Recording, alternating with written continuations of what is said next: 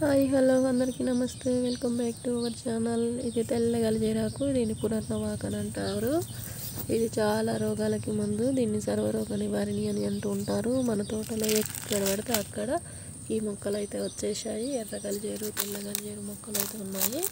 ఇది తెల్ల గలిజేరు మొక్క, ఇది ఎర్ర గలిజేరు మొక్క. దీని కాండం ఎరుపు రంగులో ఉంది, దీని కాండం గ్రీనిష్గా ఉంది. రెండు గలిజేరు మొక్కలే, ఇదేమో తెల్లది, ఇదేమో ఎర్రది.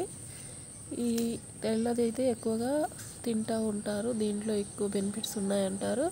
ఎర్రది కూడా తింటారు, కానీ దీంట్లో తెల్లదానితో పోల్చుకుంటే తక్కువ బెనిఫిట్స్ ఉన్నాయని అంటూ ఉంటారు.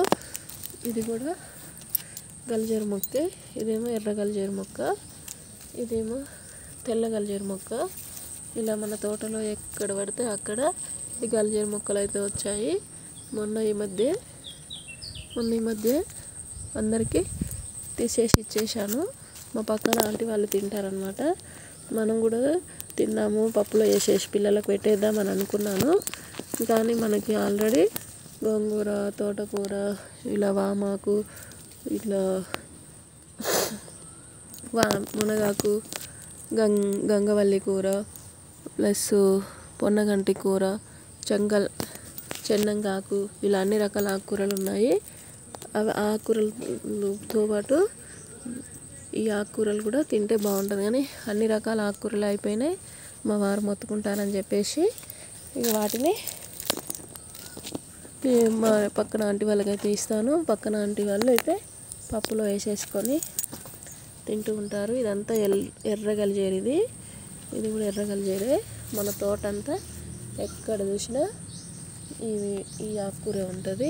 ఇది ఎర్ర గలిజేరు, ఇదంతా ఎర్ర గలిజేరే.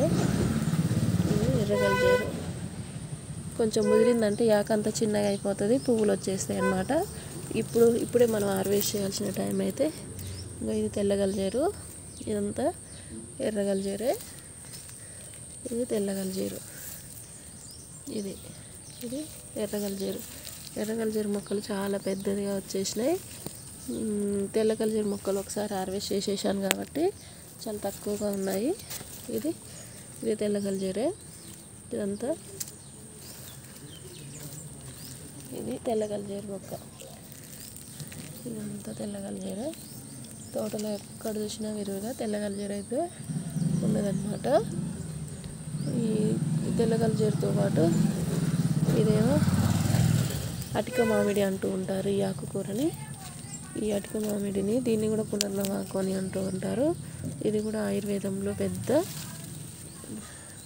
ఇంపార్టెంట్ అయిన మొక్క అన్నట్టు. వీటిలోనే చాలా రకాల మందులు తయారు చేస్తూ ఉంటారు. వీటిని కూడా కర్రీస్గా చేసుకొని వండుకుంటూ ఉంటారు. మన తోటలో చాలా రకాల ఆకుకూరల మొక్కలు అయితే ఉన్నాయి. కొండపిండి ఆకు మొక్క కూడా ఉన్నాయి.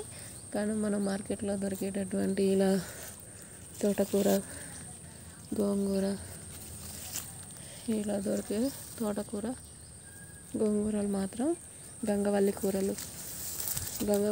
చూడండి ఎంత ఫ్రెష్గా ఉందో. వీటిని మనం ఎక్కువగా తింటూ ఉంటాము.